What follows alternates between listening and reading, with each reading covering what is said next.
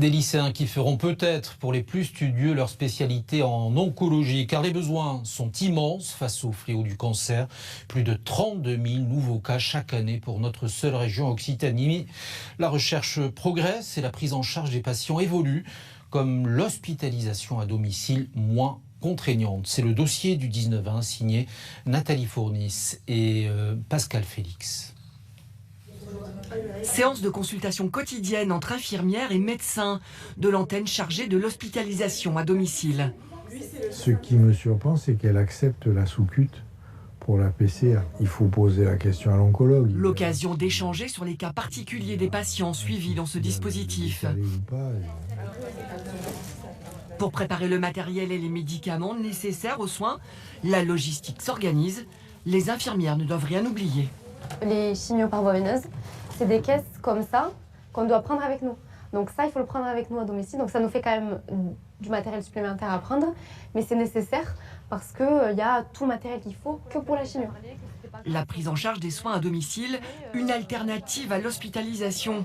De la chimiothérapie aux soins palliatifs en passant par les pansements complexes, ce service a le mérite de désengorger hôpitaux et cliniques. L'intérêt, c'est de limiter au maximum les passages en établissement conventionnel de façon à ce qu'il y ait toujours une offre de soins disponible pour tous les patients.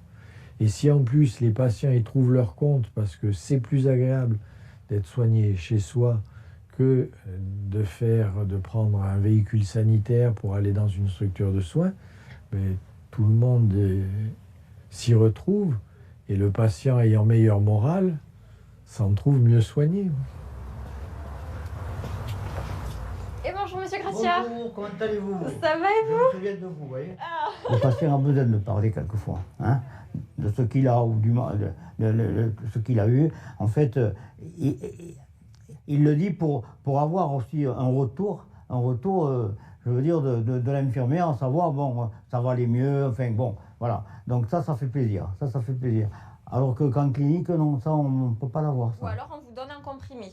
Cette infirmière a fait l'expérience de la proximité avec les patients.